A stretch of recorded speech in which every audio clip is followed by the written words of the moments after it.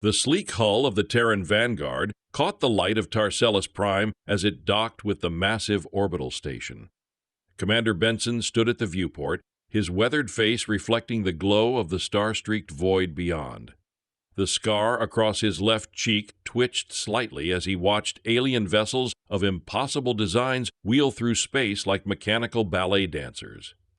"First time seeing the Concord's home," Amanda said, stepping beside him. Her auburn braids swayed as she moved, and her hazel eyes flickered with sharp analysis. "The architecture suggests a civilization that values form over function, or perhaps they've achieved such mastery that the distinction no longer matters."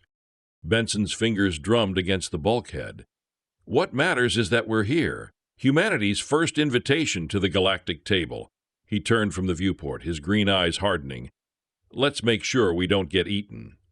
The docking bay stretched before them like a cathedral of metal and light. Alien beings of every conceivable shape moved through the space with practiced efficiency. A delegation of humans emerged from the ship, their simple uniforms stark against the elaborate robes and natural coverings of the station's inhabitants. A tall avian creature approached, its iridescent feathers shifting between blue and violet. The alien's golden eyes narrowed as it studied the humans, and its sharp beak clicked softly. "I am Liaison Kethril of the Galactic Concord. Your species has been granted an audience." Amanda stepped forward, her spine straight. "We're honored by the invitation. I'm Amanda Warren, Chief Diplomatic Strategist. This is Commander Benson, leader of our delegation." Kethril's feathers fluffed slightly. "Yes, the primitives from the Third Arm. Your application for membership was amusing." Benson's jaw clenched, but his voice remained steady. "We prefer to think of ourselves as determined." The journey through the station's corridors revealed the full scope of galactic civilization. Holographic displays showed trade routes spanning thousands of light years, while beings that defied earthly evolution conducted business in languages that sounded like music, mathematics, and controlled explosions. The council chamber rose before them like an amphitheater designed by gods. Tiered seating surrounded a central platform where the human delegation stood, feeling suddenly small beneath the gaze of hundreds of alien representatives. The air hummed with translation fields and the subtle susurrus of judgment. "Honorable beings of the Concord," Benson began, his voice carrying clearly through the chamber, "humanity comes before you, not as supplicants, but as equals. We've traveled far to offer partnership, not to beg for scraps." A wave of clicks, chirps, and harmonics swept through the assembly. Several aliens rose from their seats, their forms ranging from the elegant to the grotesque. One, a creature that seemed to be made of living crystal, spoke in a voice like wind chimes. "Equals? Your species has barely left its birth system. You have no understanding of galactic politics, no mastery of hyperspace dynamics, no—" "No patience for condescension," Amanda interrupted, her cheeks flushing. "We may be new to your Concord, but we've survived ice ages, plagues, and wars that would have broken lesser species. We've turned deserts into gardens and split the atom while you were still debating our worthiness." The chamber fell silent. Kethril's head tilted sharply to one side, studying Amanda with renewed interest. Other aliens shifted in their seats, some with what might have been amusement, others with clear irritation. "Your accommodation assignments have been prepared," Kethril announced after a long moment. "Level 7, Section C, the more modest quarters." As the delegation filed out, Benson noticed Amanda tucking a stray hair behind her ear. "What are you thinking?" he asked quietly. "That we're being tested," she replied, her voice low. "The cramped quarters, the dismissive reception, it's all calculated. They want to see if we'll fold under pressure." "And will we?" Amanda's lips curved in a slight smile. "They clearly don't know humans very well." The corridors leading to their quarters were dimly lit and poorly ventilated, obviously designed for species with different needs. The chambers themselves were sparse, with furniture that seemed designed for beings with entirely different anatomies. The message was clear. Humanity was an afterthought. But as the delegation settled in for their first night aboard the station, Benson found himself oddly encouraged. The aliens' contempt revealed something important. They weren't taking humanity seriously. In his experience, that was always the first mistake his enemies made. The administrative maze of the Galactic Concord made Earth's worst bureaucracies look like models of efficiency. Benson led his team through corridors that seemed to shift configuration between visits, past offices that were apparently never open when humans needed them, and into waiting rooms where the furniture was designed for beings with entirely different skeletal structures. "Third appointment cancellation today," Amanda muttered, checking her data pad. Her fingers traced invisible patterns in the air as she analyzed the pattern. "The Cetacean Trade Representative's office claims they've rescheduled our meeting for next week. That's after the Mineral Rights Subcommittee, who moved our slot to coincide with their mandatory hibernation period." The engineer, Bill, wiped his oil-stained hands on his jumpsuit and grinned. "At least they're being creative about it. I've seen government runarounds, but this is art."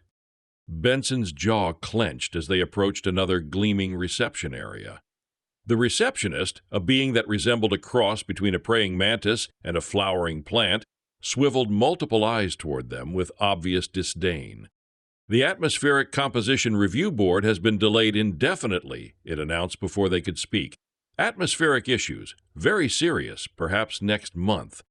"Let me guess," Amanda said, leaning forward slightly. "The issue is that we breathe oxygen?" The receptionist's compound eyes blinked in sequence. "Oxygen is reactive, explosive, dangerous. The board requires extensive safety protocols." "The same oxygen that's flowing through your environmental systems right now?" Benson asked, his voice dangerously calm. "That is different. Technical considerations, very complex." As they left the office, Bill was already pulling out his scanner. "I'm picking up some interesting signals," he said, his brown eyes gleaming with excitement. "Encrypted transmissions, but they're using a frequency band that's supposedly reserved for emergency communications." Amanda tucked a strand of hair behind her ear, her analytical mind shifting into high gear. "Emergency communications about what? We're the only crisis I can see, and we're hardly threatening." "Unless someone wants us to be seen as threatening," Benson said quietly. They made their way to the central hub, where the massive viewing ports offered a panoramic view of the Tarcellus system. Ships of every conceivable design moved through the space lanes, their hulls gleaming with the light of the primary star. But Benson's attention was caught by something else, ships that seemed to move in coordinated patterns, too precise to be coincidental. "There," he said, pointing to a cluster of vessels near the system's edge. "Those aren't following standard traffic patterns." Amanda followed his gaze, her hazel eyes narrowing. "They're maintaining formation. Military precision, but they're not showing as military vessels in the traffic control displays." Kethril approached from behind, their golden eyes fixed on the humans. "Your species has a saying about curiosity in small felines, I believe?" "We also have sayings about birds of prey," Benson replied, not turning around, "how they circle before they strike." The alien's feathers fluffed slightly. "The Concord has maintained peace for 3,000 years. We have no need for striking." "Then why are those ships maintaining attack formations?" Amanda asked, her voice sharp with challenge. Kethril's head tilted to study the vessels. For a moment their composed demeanor cracked. "I see only standard merchant traffic." "Standard merchants don't move in delta formations," Bill added, bouncing slightly on his toes. "And they definitely don't carry the kind of sensor arrays I'm detecting." The liaison's wings twitched. "Perhaps your primitive equipment is misreading the signals." "Our primitive equipment," Benson said, finally turning to face Kethril, "has a remarkable track record of being right about things that matter." As the day wore on, the pattern of obstruction became clearer. Critical meetings were canceled, important documents were lost in translation, and every request for information was met with Byzantine procedural requirements. But the humans adapted, finding alternative routes through the bureaucratic maze. Amanda discovered that the Concord's own regulations required certain information to be publicly available, and she spent hours in the archives cross-referencing shipping manifests with travel authorizations. Bill found ways to tap into the station's sensor network, mapping the true extent of the suspicious ship movements. By evening, they had assembled a troubling picture. The encrypted signals were being transmitted on a schedule that coincided with the movement of unmarked vessels. The vessels themselves were registered to shell companies that existed only on paper, and the timing of their arrival coincided exactly with humanity's admission to the Concord. "Someone doesn't want us here," Benson said, his fingers drumming against the table. "The question is whether they're trying to keep us out, or if they're worried about what we might discover." "Both," Amanda replied, her freckled cheeks flushed with the excitement of the hunt. "They underestimated us, and now they're scrambling to cover their tracks." Kethril appeared at their quarters later that evening, their formal posture somehow conveying both authority and unease. "Your requests for additional meetings have been noted. The Concord values thorough preparation." "We value transparency," Benson replied, "something that seems to be in short supply around here. The Concord has protocols, procedures. These exist for good reasons." "I'm sure they do," Amanda said, her voice deceptively mild. "The question is whether those reasons have anything to do with galactic peace, or if they're more about maintaining the status quo." After Kethril left, the humans gathered in Benson's quarters. The commander stood with his hands clasped behind his back, his green eyes fixed on the star field beyond the viewport. "We're not just fighting for a seat at the table," he said quietly. "We're fighting for the right to ask why the table was built the way it was. And someone really doesn't want us asking those questions," Amanda added, her braids swaying as she shook her head. "The signals, the ship movements, the bureaucratic resistance, it's all connected." "Tomorrow we start pushing back," Benson decided. "Time to show them what humans do when we're backed into a corner." The diplomatic lounge buzzed with the gentle hum of universal translators and the soft clink of crystalline vessels. Holographic displays showed trade negotiations, cultural exchanges, and the endless dance of galactic politics. But in the corner booths, where the lighting was dimmer and the acoustics more private, real conversations took place. Benson sat across from a small, furred creature whose large black eyes reflected the ambient light. The alien fidgeted with their paws, whiskers twitching with nervousness. "You really stood up to the hegemony's trade commissioner?" they asked, their voice barely above a squeak. "Not stood up to," Benson corrected, his weathered face creasing with a slight smile. "Just refused to be intimidated. There's a difference." "But they could have revoked your trading permits, banned you from the commercial sectors." "They could try." Benson's fingers drummed against the table. "But they need rare earth elements as much as we need antimatter containment protocols. Sometimes the best negotiation is knowing when to walk away." The small alien's whiskers stopped twitching. "The Corvin Collective has been trying to renegotiate our tribute payments for decades. They always threaten to cut our life support allocations. Maybe it's time to stop asking permission and start demanding respect," Benson suggested. "We've found that bullies usually back down when you refuse to play their game." Across the lounge, Amanda was engaged in a more complex discussion with a group of mid-level administrators from various species.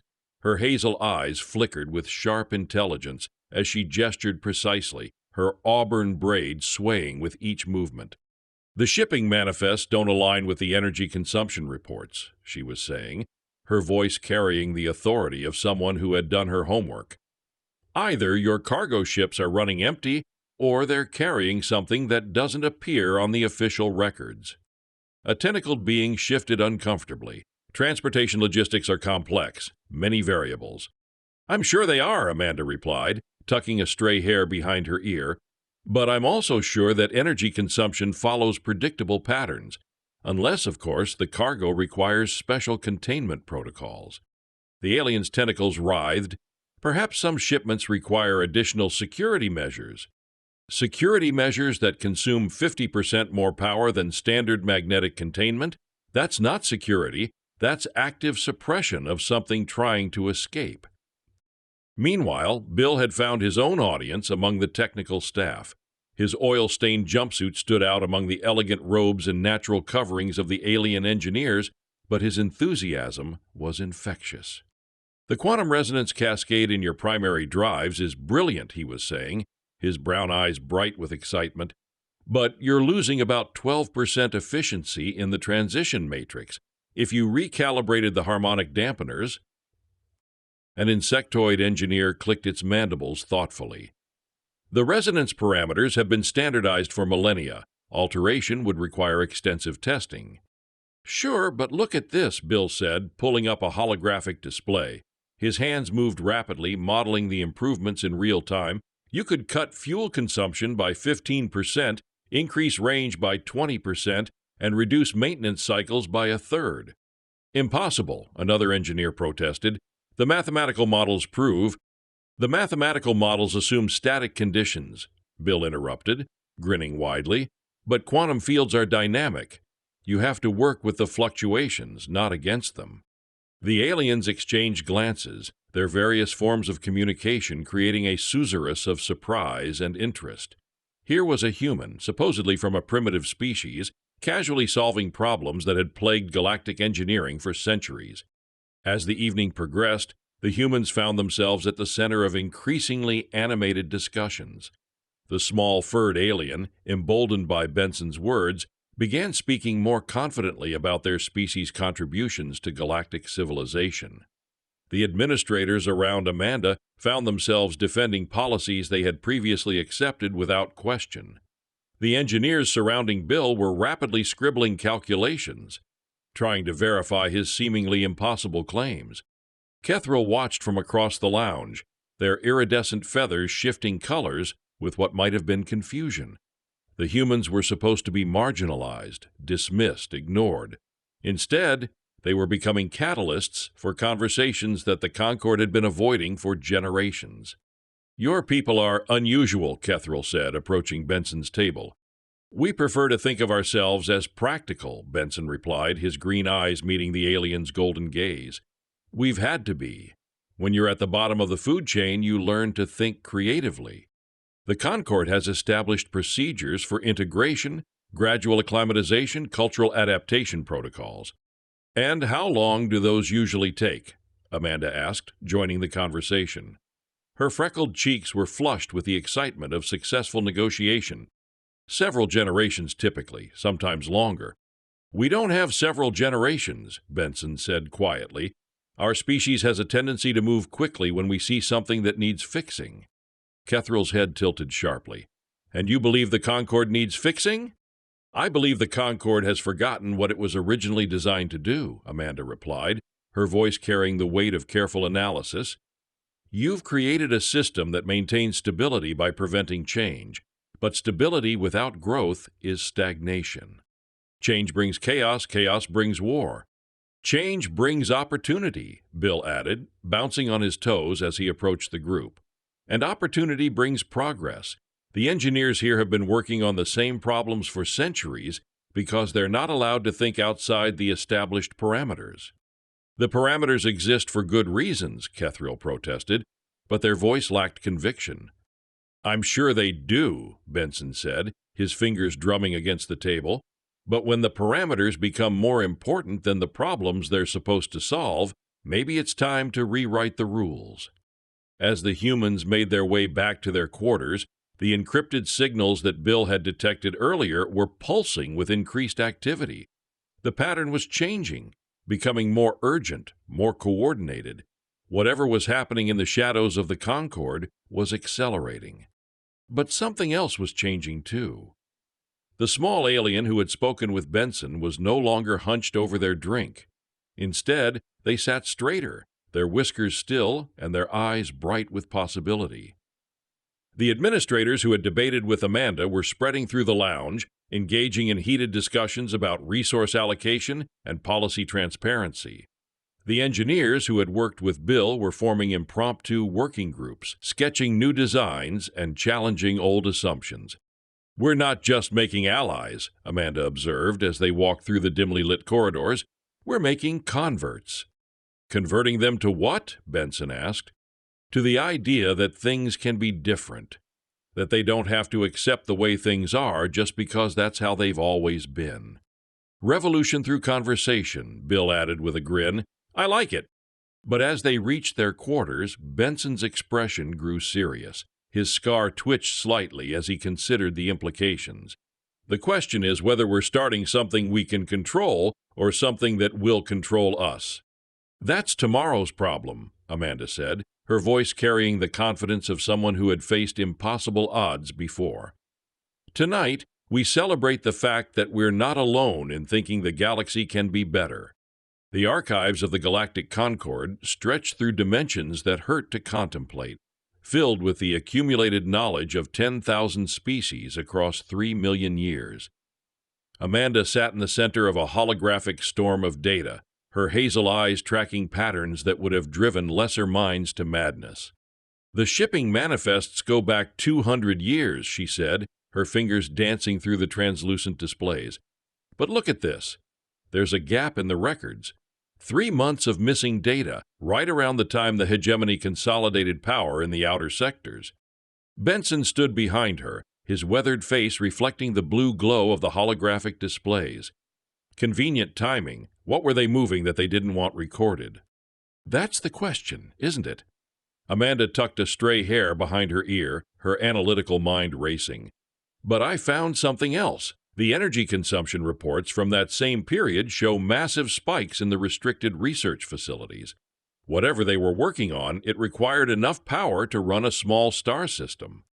Across the archive chamber, Bill was elbow-deep in technical schematics, his oil-stained jumpsuit a stark contrast to the pristine environment. "The quantum resonance patterns are all wrong," he muttered, his brown eyes bright with the thrill of discovery. "These aren't standard power signatures. They're more like containment protocols." "Containment of what?" Benson asked, his fingers drumming against the edge of Amanda's workstation. "Something that doesn't want to be contained," Bill replied, bouncing slightly on his toes. "The energy requirements suggest active suppression of quantum field fluctuations. But to generate fluctuations that strong, you'd need—" he paused, his grin fading. "You'd need conscious quantum manipulation." Amanda's hands stilled in the data streams. "The kind of manipulation that requires a species with natural quantum awareness?" "Like humans," Bill said quietly. "Our brains process quantum information differently than most species. It's why we adapt so quickly to new technologies." Benson's jaw clenched. So they were studying us, even before we made official contact. "Not studying," Amanda corrected, her voice sharp with realization. "Harvesting. Look at these records. Biosample acquisitions, neural pattern analysis, quantum consciousness mapping. They've been stealing pieces of human technology for decades." The implications crashed over them like a tidal wave.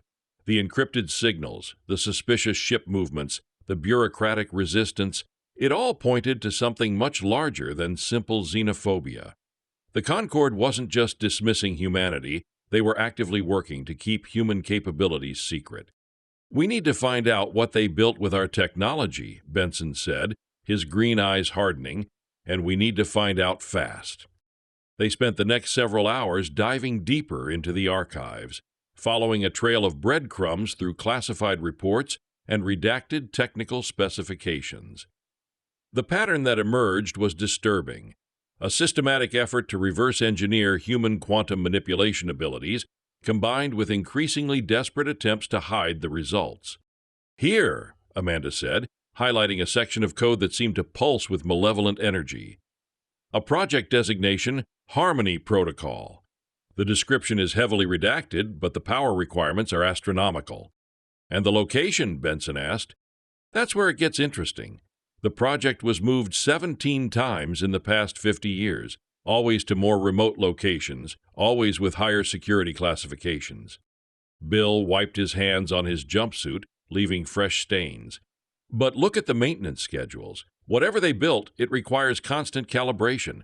The quantum fields are inherently unstable without human neural patterns to guide them." "So they need us," Benson said slowly, "not just our technology, but actual humans to operate it." "But if they need us, why the hostility? Why try to keep us out of the Concord?" Amanda's fingers traced invisible patterns in the air as she thought. Because they never intended to ask permission. They were planning to take what they needed by force. The archive chambers suddenly felt colder, despite the constant environmental controls. The weight of galactic civilization pressed down on them, and for the first time since arriving at the station, They truly understood the scope of what they were facing. "We need allies," Benson said, his voice carrying the authority of command. "Real allies, not just sympathetic administrators." "The small species," Amanda suggested, "the ones who've been marginalized by the hegemony, they have as much to lose as we do." "More," Bill added. "If this harmony protocol is what I think it is, it's not just a weapon, it's a tool for total dominance." They made their way back to the diplomatic lounge, their minds racing with the implications of what they'd discovered. The usual crowd of aliens was there, engaged in the eternal dance of galactic politics.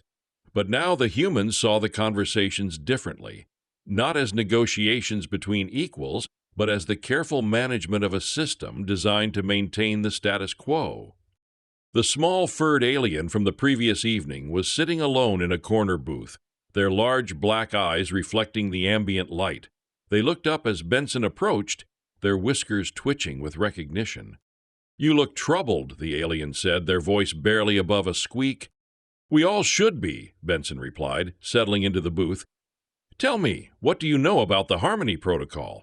The alien's fur fluffed with alarm. "That's not a name we speak aloud, not if we want to keep our life support allocations." "Then maybe it's time to stop worrying about life support and start worrying about survival," Amanda said, sliding into the booth beside Benson. "Because if we're right about what's happening, none of us will have much time left to worry about anything." The alien's whiskers stopped twitching. "You know something about the ships, about the signals." "We know enough," Benson said quietly. "The question is whether we know enough to do something about it." "What would you need to do something?" Amanda leaned forward, her freckled cheeks flushed with determination. "Access to the restricted sectors, real-time sensor data, and a way to communicate with the outer colonies without going through Concord channels." "Impossible," the alien whispered. "The security protocols—" "Were designed to keep out conventional threats," Bill interrupted, joining the conversation. "But humans have never been conventional." The alien looked between the three humans, their large eyes reflecting something that might have been hope. "If I helped you, if my people helped you, what would we gain?" "The right to determine our own futures," Benson said, his scar twitching slightly, "instead of having them determined for us." "And if you fail?" "Then we'll fail together," Amanda replied, "which is better than dying alone." The alien was quiet for a long moment, their whiskers twitching with internal debate. Finally, they nodded. "The Corvin Collective has maintenance access to the restricted sectors. We clean the facilities, repair the basic systems. We're invisible to the security protocols." "And you'd be willing to help us?" "For generations, we've been told that our survival depends on the Concord's benevolence. But benevolence that requires constant submission isn't benevolence, it's slavery." As the evening progressed, the humans found themselves at the center of a different kind of conversation. The small species, the marginalized ones, the aliens who had been relegated to the shadows of galactic civilization, they began to speak of things that had never been spoken aloud. Ships that disappeared without explanation, technical innovations that were seized by the hegemony, entire colonies that were relocated for mysterious security reasons, a pattern of control that went far beyond simple governance. "They're not just maintaining the status quo," Amanda realized, her voice carrying the weight of terrible understanding. "They're actively preventing evolution, keeping everyone dependent, controllable." "Except they made one mistake," Benson said, his fingers drumming against the table. "They underestimated what happens when humans get angry." "And what happens when we get angry?" Bill asked, grinning despite the gravity of the situation. "We stop playing by their rules," Benson replied, his green eyes hard as flint, "and we start writing our own."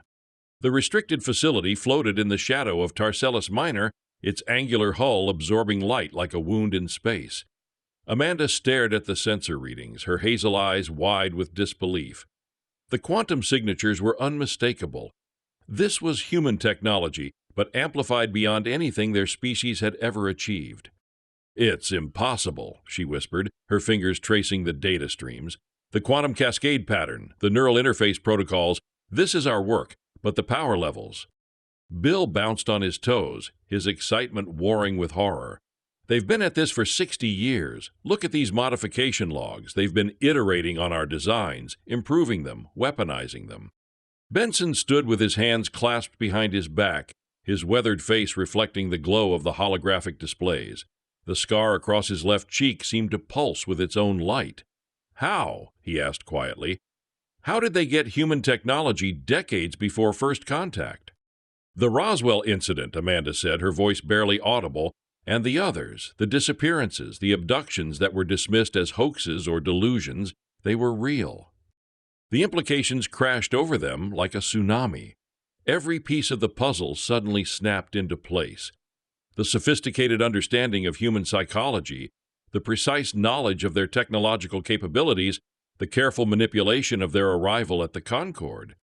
We weren't invited here, Benson realized, his jaw clenching. We were summoned. They need us to complete whatever they're building. The Harmony Protocol, Bill said, his usual grin replaced by grim determination. It's not just a weapon, it's a control system, something that can manipulate quantum fields on a galactic scale. Amanda tucked a stray hair behind her ear, her analytical mind racing. But why now? Why reveal themselves after all these years? Because they're desperate, Benson said, his fingers drumming against the console. Look at the maintenance records. The system is failing. Without human neural patterns to guide it, the quantum fields are becoming unstable. And an unstable quantum field generator of this magnitude, Bill trailed off, his brown eyes wide with horror. Could tear apart the fabric of space-time itself, Amanda finished. They're not just threatening galactic civilization, they're threatening reality. The weight of the revelation settled over them like a shroud. Everything they thought they knew about humanity's place in the galaxy was wrong. They weren't newcomers seeking acceptance. They were the missing piece of a puzzle that had been in motion for decades. We have to stop them, Benson said, his voice carrying the authority of command. Not just for humanity, but for everyone. How? Amanda asked. They have our technology, our people, decades of preparation. What do we have? We have something they could never steal, Bill said, his grin returning. We have the ability to think outside their parameters. And we have allies, Benson added. Species that have been marginalized, controlled, suppressed. They're ready to fight back. But are they ready to fight for us? Amanda asked. When they learn that this is all our fault, that human technology is the foundation of their oppression? The question hung in the air like a physical presence. They had come to the Concord seeking acceptance only to discover that they were the unwitting architects of galactic tyranny. The moral weight of that knowledge was almost crushing. We tell them the truth, Benson said finally, all of it, and then we give them a choice. The truth could destroy any chance of alliance, Amanda warned. They'll see us as the enemy. Maybe, Benson agreed, but the alternative is letting the hegemony complete their work. And if that happens, there won't be any allies left to worry about. They worked through the night, compiling evidence, building a case that would either save galactic civilization or doom humanity forever. The technical specifications were incriminating human quantum manipulation techniques twisted into tools of control. The historical records were worse, decades of abductions, experiments, and theft. But there were also signs of hope. The quantum resonance patterns showed instabilities that could be exploited. The maintenance logs revealed weaknesses in the system's design. And most importantly, the neural interface protocols required voluntary cooperation, something that couldn't be forced or faked. They need us to complete the system, Bill realized, his oil-stained hands flying over the controls, but they also need us to operate it, and if we refuse, the whole thing comes apart, Amanda finished, taking a significant portion of the galaxy with it. So we're trapped, Benson said grimly. Cooperate and become tools of oppression, or refuse and watch reality unravel. Unless we find a third option, Amanda said, her freckled cheeks flushed with determination, something they haven't considered. What kind of third option? The kind that requires us to be better than they expect, Bill said, bouncing on his toes. Smarter, more creative, more human than they thought possible. As dawn broke over the Tarcellus system, the humans made their decision. They would reveal the truth to their alien allies, accept the consequences of their species' unwitting role in galactic oppression, and then work together to find a solution that didn't require the destruction of everything they hoped to protect. It was a desperate gamble, but it was also profoundly human. The willingness to face impossible odds, to accept responsibility for unintended consequences, and to fight for something greater than themselves. "We're going to need help," Benson said, his green eyes reflecting the light of the distant star, "more help than we've ever needed before." "Then we'd better start asking," Amanda replied, her voice carrying the weight of determination. "Because ready or not, we're about to change everything." "Good," Bill said, grinning despite the magnitude of their situation. "I was getting tired of playing by their rules anyway." The facility in the shadow of Tarcellus Minor pulsed with malevolent energy, its stolen human technology twisted into something that threatened the very foundations of reality. But for the first time since arriving at the Concord, the humans felt truly prepared for the challenge ahead. They had found the truth, terrible as it was. Now they had to find the courage to act on it, not just for humanity, but for every species that called the galaxy home. The real battle for the Concord was about to begin. The maintenance tunnels beneath the Concord station were a labyrinth of service conduits and forgotten passageways, designed for beings much smaller than humans. Benson crawled through the narrow space, his weathered face grim with determination. Behind him, Amanda and Bill followed, their movements careful and controlled. "The access point should be just ahead," whispered the small, furred alien who guided them.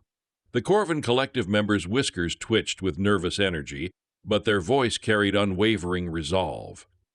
"The security scanners don't monitor this section. We're beneath their notice." "Just the way we like it," Bill muttered, his oil-stained jumpsuit catching on the rough metal walls. "Nothing like crawling through alien air ducts to make you feel like a proper infiltrator." They emerged into a service chamber that hummed with the barely contained energy of the station's power grid. Holographic displays showed the facility's layout, while quantum field generators maintained the artificial gravity that kept thousands of beings from floating away into space. "The restricted laboratory is 3 levels down," Amanda said, studying the schematics. Her auburn braid was disheveled from the crawl, and her hazel eyes flickered with sharp concentration. "But the security protocols are more sophisticated than we expected." "Biometric scanners, quantum signature analysis, and neural pattern recognition," Benson observed, his fingers drumming against the console. "They're not just keeping people out, they're keeping specific people out." "People like us," Bill said, his grin fading as he analyzed the security systems. "The scanners are calibrated to human neural patterns. They're looking for us, specifically." Benson nodded grimly. "Which means they know we're coming. Or at least they know someone is coming who can interfere with their harmony protocol." He turned to the Corvin guide. "How do we bypass this?" The small alien, whose name was now known to them as Flar, twitched their whiskers. "The calibration for these scanners relies on a single master neural signature. It's an old design, from before the Concord became so diverse. If we can spoof that signature, even for a moment, it will overload the system." "Spoof it with what?" Amanda asked, already pulling up the scanner's specifications. "With a human neural pattern that is not yours," Flar replied. "Something chaotic, unpredictable, something that would make their ancient systems scream." Bill's eyes lit up. "Like a child's brainwaves, or someone dreaming, or better yet, someone having a really, really bad day." "Precisely," Flar squeaked, a hint of amusement in their voice. "The more unstructured the thought, the better." Benson looked at his team. "Any volunteers for a mental breakdown?" Amanda sighed. "I'll do it. My stress levels are already off the charts. Just give me a moment to focus on every single frustrating bureaucratic encounter we've had since we arrived." With a nod, Bill quickly reconfigured a portable neural interface, a device originally designed for medical diagnostics. Amanda closed her eyes, took a deep breath, and began to channel every moment of condescension, every canceled meeting, every absurd regulation into a focused wave of mental static. The device hummed, then shrieked, as the chaotic energy of her mind flooded the system. On the holographic display, the security protocols flickered, then glowed an angry red, finally dissolving into a cascade of error messages. "System overload," Bill cheered. "That'll buy us a few minutes, maybe more. Let's go." They moved quickly through the now open doors, descending into the heart of the restricted laboratory. The air grew colder, and a faint, high-pitched hum vibrated through the floor. The lab itself was vast, filled with gleaming machinery and containment fields that shimmered with barely visible energy. At its center, a massive crystalline structure pulsed with an ominous, sickly green light. "That's it," Bill whispered, his voice hushed with awe and dread. "The Harmony Protocol, it's even worse than I imagined." The crystalline structure was not just a machine, it was a living prison. Within its facets, Benson could see faint humanoid outlines suspended in stasis. They were human, dozens of them. Their faces were serene, almost blissful, but a chilling sense of violation emanated from their stillness. "They're using our people as living processors," Amanda breathed, her voice trembling with rage. "Their minds are the neural patterns that stabilize the quantum fields." "And the Harmony Protocol isn't about peace," Benson added, his jaw tight. "It's about forced conformity. They're using human consciousness to impose a single, unified quantum signature on entire sectors of space, suppressing any deviation, any change." Eflar shuddered. "The hegemony's peace has always been a quiet one. No dissent, no innovation. Now we know why." As they absorbed the horrifying truth, klaxons blared through the facility. The hegemony had detected their breach. Armed guards, a species of heavily armored, multi-limbed beings, began to converge on their position. "We're out of time," Benson said, drawing a compact energy pistol. "Bill, can you disable it or at least destabilize it enough to buy us time?" "I can try," Bill replied, already moving towards a control console, his fingers flying across the alien interface. "But it's designed to be self-correcting. I'll need to introduce a significant, unpredictable anomaly." "Like what?" Amanda asked, pulling out her own sidearm, a sleek, human-designed energy rifle. "Like a massive influx of unprocessed human quantum data," Bill said, a wild glint in his eye. "Something that will make their harmony sing a very discordant tune." Benson looked at the captive humans within the crystal. "You mean wake them up?" "Not wake them up, exactly," Bill clarified, "but flood the system with their raw, unfiltered consciousness, all their fears, their hopes, their dreams, their anxieties, everything that makes a human mind so wonderfully, terrifyingly chaotic." "It could kill them," Amanda warned, her voice tight.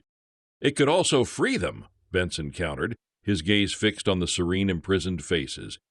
"And it's our only chance. Falar, can you create a diversion, draw their fire?" Feflar nodded, their small body surprisingly agile. "The Corvin Collective has a few surprises for the hegemony. Consider it a down payment on our freedom." With a defiant squeak, Feflar activated a series of small, high-frequency sonic emitters, sending piercing wails echoing through the facility, drawing the attention of the approaching guards.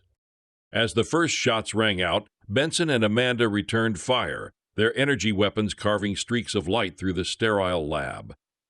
The hegemony guards were formidable, their armor deflecting most of the human energy blasts, but they were not accustomed to opponents who fought with such desperate ferocity. Meanwhile, Bill worked feverishly at the console, bypassing layers of alien encryption. He found the neural interface port and, with a grim determination, plugged in a modified human data chip. "Here goes nothing," he yelled over the din of battle. A surge of raw, unfiltered human consciousness flooded the Harmony Protocol. The crystalline structure began to hum louder, the sickly green light flickering erratically. Inside, the serene faces of the captive humans contorted, not in pain, but in a kaleidoscope of emotions: confusion, anger, joy, fear, longing. It was the sound of 1,000 individual symphonies playing at once, a cacophony of humanity unleashed. The hegemony guards faltered, their advanced sensor arrays overwhelmed by the sudden, chaotic influx of quantum data. Their movements became jerky, their targeting systems failing. Some even clutched their heads, their multifaceted eyes wide with what appeared to be existential dread. "It's working," Bill shouted, sweat beading on his forehead. "The system can't process the sheer volume of unstructured data. It's choking." The crystalline structure began to crack, thin lines of light spreading across its surface. The hum intensified, rising to an unbearable shriek. The entire facility began to shake. "We need to get out of here," Benson yelled, grabbing Amanda's arm. "Flar, fall back." Eflar, having successfully drawn a significant portion of the guard force away, scurried back towards them. "The Corvin ships are on their way. They heard the signal." As they retreated, the Harmony Protocol pulsed once more, a final blinding flash of green light. Then, with a deafening roar, the crystalline structure exploded, sending a wave of pure, unadulterated quantum chaos rippling through the facility. The sound of shattering crystal mingled with the screams of the hegemony guards as the very fabric of their carefully constructed reality began to unravel. They scrambled back through the maintenance tunnels, the sounds of destruction echoing behind them. When they finally emerged into the main docking bay, the scene was one of utter pandemonium. Hegemony ships, once so precise and coordinated, now drifted aimlessly, some colliding with each other in slow motion. The station itself shuddered, its artificial gravity flickering on and off. But amidst the chaos, a fleet of small, unassuming Corvin ships, previously dismissed as mere maintenance vessels, surged forward, their energy weapons blazing. They were joined by other ships, from species that had been marginalized and oppressed for generations: the furred creatures of the Xylos, the crystalline beings of the Lumina, the silent, shadowed forms of the Nocturnes. The rebellion, sparked by human audacity, had begun. Kethril, the avian liaison, stood amidst the chaos, their iridescent feathers ruffled, their golden eyes wide with a mixture of horror and grudging admiration. They saw Benson, Amanda, and Bill emerge from the tunnels, their faces smudged with grime but their eyes burning with triumph. "What have you done?" Kethril shrieked, their voice barely audible over the alarms. "We gave them a choice," Benson replied, gesturing to the burgeoning fleet of rebel ships, "and they chose freedom." The battle for the Concord was swift and brutal. The hegemony, reliant on the Harmony Protocol for their centralized control, crumbled without its oppressive influence. Their highly organized military, designed for a galaxy of predictable, compliant species, was utterly unprepared for the chaotic, unpredictable tactics of the newly liberated. The humans, with their innate ability to adapt and improvise, became the spearhead of the rebellion, exploiting every weakness, every blind spot. Within days, the hegemony's grip on the Concord was broken. The captive humans from the Harmony Protocol, though disoriented, were freed and began the long process of recovery. Their minds, once forced into a singular oppressive harmony, were now a vibrant tapestry of individual thought, stronger and more resilient for having endured such a violation. In the aftermath, a new Galactic Concord began to form. It was a messy, chaotic process, filled with passionate debates and clashing ideologies. But it was also a process built on genuine dialogue, on respect for individual species, and on the hard-won understanding that true peace could only come from freedom, not forced conformity. Benson, Amanda, and Bill, now hailed as heroes, found themselves at the forefront of this new era. They worked tirelessly, mediating disputes, sharing human technology and expertise, and most importantly, teaching other species the invaluable lesson of challenging the status quo. One evening, as the new Concord's Provisional Council debated the finer points of interstellar trade, Benson found Kethril standing alone at a viewport, watching the myriad ships of the liberated galaxy move through space. "It's different," Kethril admitted, their feathers now a vibrant, shifting rainbow of colors. "No longer quiet, but perhaps better." "Change is rarely quiet," Benson said, stepping beside them, "but it's how we grow." Kethril turned, their golden eyes meeting his. "Your species. You are a force of nature. You break what is stagnant and you build anew." "We just don't like being told what to do," Benson said with a slight smile, "and we believe everyone deserves the right to forge their own path." Amanda joined them, her auburn braids swaying. "The Harmony Protocol taught us a valuable lesson. True harmony isn't about forced uniformity. It's about the beautiful, chaotic symphony of diverse voices all playing their own unique tune." Bill, ever the engineer, added, "And sometimes you just need to introduce a little quantum chaos to get things moving again." The future of the galaxy was uncertain, filled with challenges and opportunities. But for the first time in millennia, it was a future truly open to all, shaped not by the silent oppression of a hidden power, but by the loud, messy, and wonderfully unpredictable spirit of every species, especially humanity. The humans had not just found a seat at the galactic table, they had helped to build a new one where everyone was truly an equal. And they were just getting started.